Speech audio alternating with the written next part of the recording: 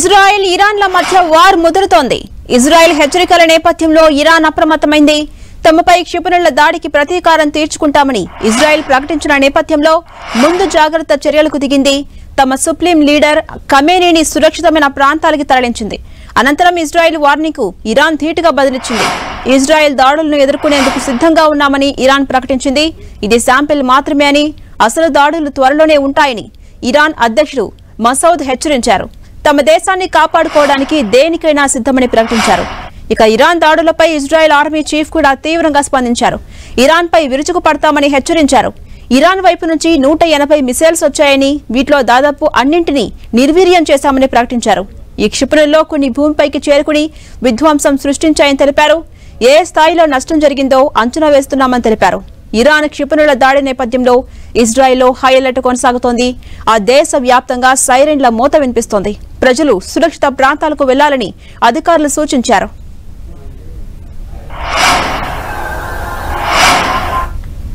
Okay, guys, we got to get off the roof. These.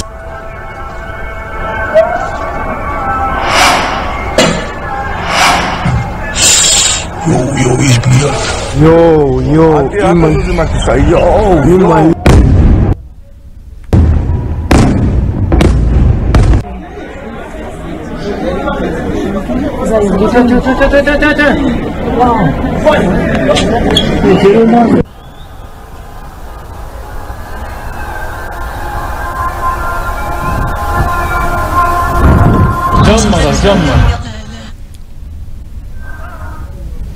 అటు Israel సైతం Iran పై దాడి చేసేందుకు సిద్ధంగా ఉన్నట్టు తెలుస్తోంది. ఇరాన్ దాడికి ప్రతీకారం తీర్చుకోవాలని భావిస్తోంది. దీంతో ఏ క్షణంలో అయినా ఇజ్రాయెల్ ఇరాన్ పై విరుచుకుపడే అవకాశం కనిపిస్తోంది. మరోవైపు ఇరాన్ కు ఇజ్రాయెల్ స్ట్రాంగ్ గా వార్నింగ్ ఇచ్చింది. తీవ్ర పరిస్థితులను ఎదుర్కోవాల్సి వస్తుందంటూ హెచ్చరించింది. ఎప్పుడు ఎలా దాడి చేస్తామో త్వరలోనే చూస్తారని పేర్కొంది. వరుసగా దూసుకొచ్చిన క్షిపణులను ఇజ్రాయెల్ కూడా సమర్థవంతంగా ఎదుర్కొన్నట్టు తెలుస్తోంది. అటు నెతన్యాహు సైతం ధీటుగా సమాధానమిచ్చారు. ఇరాన్ వ్యూహాలను ఎదుర్కొనేందుకు ఇజ్రాయెల్ పూర్తి సన్నద్ధంలో ఉంది. మరోవైపు ఇజ్రాయెల్ కూడా లెబనాన్ రాజధాని బీరెట్లో భీకర దాడులు చేయడంతో పాటు లెబనాన్ ప్రజలను ఖాళీ చేసి వెళ్లిపోవాలని వార్నింగ్ ఇచ్చింది. ఇజ్రాయెల్ పగ్గం వదిలేదే లేదని, ఇరాన్ క్షిపణి దాడులకు ప్రతీకార చర్యలు తప్పవని స్పష్టం చేసింది. అర్ధరాత్రి తర్వాత ఇరాన్ మిసైళ్ల దాడి ముగిసిందని ఇజ్రాయెల్ అధికారికంగా పేర్కొంది. దాడి ముగిసిన వెంటనే ప్రజలు బంకర్లలోంచి బయటకు రావాలంటూ పిలుపునిచ్చింది. దక్షిణ సిరియా మీదుగా దూసుకొచ్చిన మిసైల్స్ ను ఇజ్రాయెల్ డిఫెన్స్ వ్యవస్థ కుప్పకూల్చింది.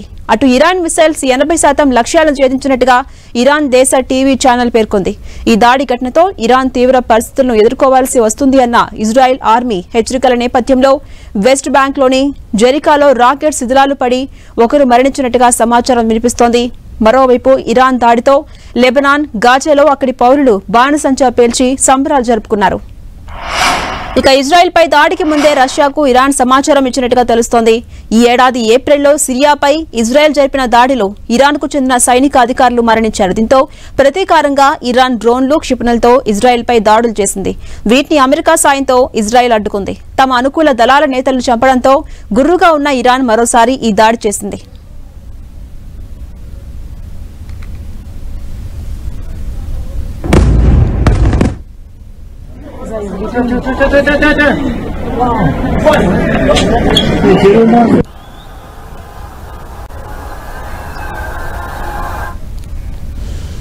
ఇజ్రాయెల్ పై ఇరాన్ దాడితో పశ్చిమాసియాలో పరిస్థితులు మరింత ఉద్రిక్తంగా మారాయి. గతంలో పరోక్షంగా ఒకరిపై ఒకరు దాడులు చేసుకున్న ఈ రెండు దేశాలు ఫేస్ టు ఫేస్ ఎప్పుడూ తలపడలేదు.